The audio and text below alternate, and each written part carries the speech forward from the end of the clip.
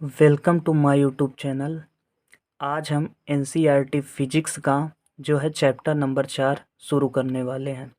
इस chapter number 4 में जो पहली हेडिंग है ऑस्टेड का प्रयोग, बहुत ज़्यादा इम्पॉर्टेंट है। कक्षा 10 के भी पेपर में आता है और कक्षा 12 के पेपर में भी बहुत पूछा जाता है। ठीक है, तो इसको बिल्कुल एकदम बेसिक से बताएंगे। किसी को कुछ भी नहीं पता है तो हम इसको पूरी तरीके से बताने का प्रयास करेंगे।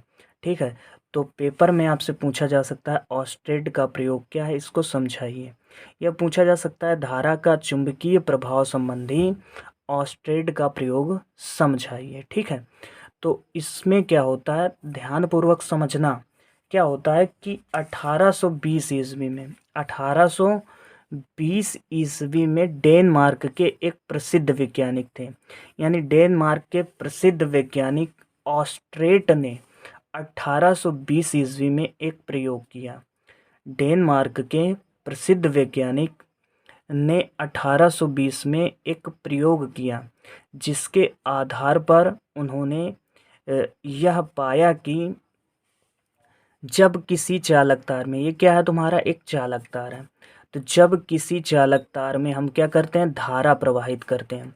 जब किसी चालक तार में धारा प्रवाहित करते हैं तो उसके चारों ओर एक चुंबकीय क्षेत्र बन जाता है। उसके चारों ओर क्या बन जाता है, एक चुंबकीय क्षेत्र बन जाता है, एक क्षेत्र बन जाता है। ठीक है, और इसी के आधार पर उन्होंने काफ़ी निष्कर्ष निकाले। ठीक है, तो अब हम ध्यानपूर्वक एक बार फिर से समझो। 1820 ईस्वी में डेनमार्क के प्रसिद्ध वैज्ञानिक ऑस्ट्रेट ने एक प्रयोग किया। इस प्रयोग से इन्होंने यह पाया कि जब किसी चालक तार में धारा प्रवाहित की जाती है तो चालक तार के चारों ओर एक क्या बन जाता है, एक क्षेत्र बन जाता है। ठीक है, तो यही चीज़ हम लिख रखे हैं, आपको पढ़ के भी सुना देखिएगा। आप पढ़ सकते हैं कि डेनमार्क के प्रसिद्ध वैज्ञानिक ऑस्ट्रेट ने सन 1820 ईस्वी में एक प्रयोग किया, जिससे उन्होंने यह पाया कि किसी चालक तार में धारा प्रवाहित करने पर उसके आसपास चुंबकीय क्षेत्र, उसके आसपास क्या बन जाता है, उसके आसपास क्या बन जाता है, एक चुंबकीय क्षेत्र बन जाता है। अब हम आपको एक चीज़ बता देते हैं, जैसे ये चालक तार है, ये क्या है तुम्हारा, एक चालक तार है। अब इसमें क्या होता है कि ये तुम्हारा क्षेत्र बन गया है। ठीक है, तो चालक तार के अगर निकटतम बिंदु पर देखोगे तो वैद्युत बल रेखा जो होगी वो प्रबल होगी, मतलब जो क्षेत्र बनेगा वो प्रबल बनेगा। अगर दूर पॉइंट पर निकालोगे तो वो दुर्बल बनेगा। क्यों? क्योंकि चालक तार के पास में जो वैद्युत बल रेखा होती हैं वो सघन होती हैं। जितना आप दूर चले जाओगे उतना ही जो है वो विरल होती जाएंगी। ठीक है, तो पास में जो होता है तुम्हारा क्या होता है, पास में चुंबकीय क्षेत्र जो होता है वो प्रबल बनता है और दूर में दुर्बल बनता है। इतनी चीज़ें आप इसको समझ सकते हैं।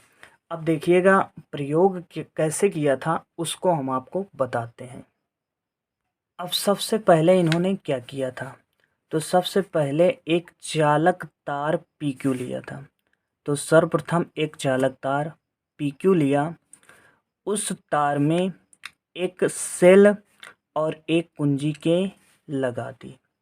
सर्वप्रथम एक चालक तार PQ लिया और उसके बाद उसमें एक सेल और एक कुंजी के लगा दी। तार के समांतर एक चुंबकीय सुई रख दिया। चुंबकीय सुई रख दिया, कंपास होता है, कंपास के अंदर चुंबकीय क्षेत्र होता है। ठीक है, तो ये तुम्हारा प्रयोग था। ठीक है, तो ये लिखे हैं हम, आप ध्यान से यहाँ पर देख सकते हैं क्या है कि इसमें एक चालक तार PQ को, इसमें एक चालक तार PQ को एक सेल और एक कुंजी के से जोड़ दिया गया है और इस तार के समांतर एक चुंबकीय सुई रख दी गई है, जैसा कि आपको दिख रहा हुआ है। तो तीन कंडीशनें बनती, कंडीशन तीन बनती, तीनों कंडीशन को हम बताएंगे।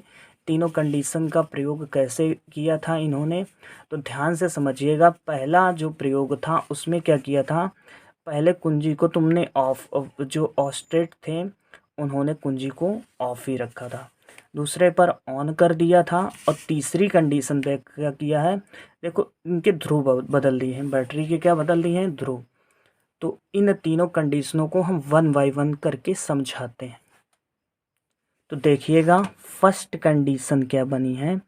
पहली कंडीशन ये है कि जब तार में धारा, भाई कुंजी के हमने नहीं दबाई है तो यहाँ पर धारा प्रवाहित नहीं होगी, सॉरी। तो जब तार में धारा नहीं प्रवाहित होती है तब चुंबकीय सुई तार के समांतर ही रहती है। क्या है, जब तार में कोई भी धारा नहीं प्रवाहित होती है तो चुंबकीय सुई समांतर ही रहती है। ठीक है, तो इसको हमने लिख रखा है, देखिएगा ध्यान से। जब तार में, देखिएगा, जब तार में क्या नहीं प्रवाहित होती है, धारा नहीं प्रवाहित होती है, तो जो चुंबकीय सुई है वो समांतर ही रहती है। ठीक है, तार के समांतर ही रहती है। तो इसको कर देते हैं साइड में। अब हम चलते हैं दूसरा जब बदला इन्होंने तो दूसरे पर क्या किया। तो दूसरा वाला आप समझने का प्रयास करिएगा। जब तार में धारा को प्रवाहित किया, देखो ये धारा प्रवाहित हो ही रही है, ये दूसरा प्रयोग है।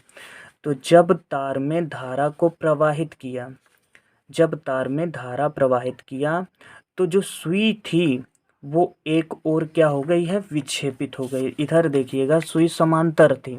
जब तार में धारा को प्रवाहित किया गया, जब तार में धारा को प्रवाहित किया गया तो चुंबकीय सुई थी वो एक और क्या हो जाती है, विक्षेपित।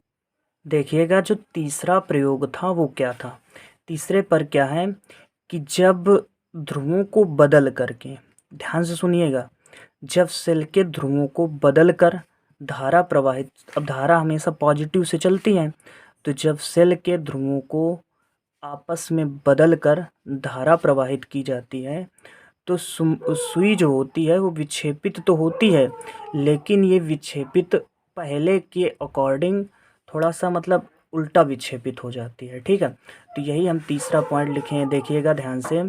क्या है, सेल के टर्मिनल आपस में बदल कर, देखिएगा सेल के टर्मिनल को आपस में बदलकर धारा प्रवाहित करें तो सुई की दिशा भी बदल जाती है। देखिएगा सुई की दिशा बदल चुकी है।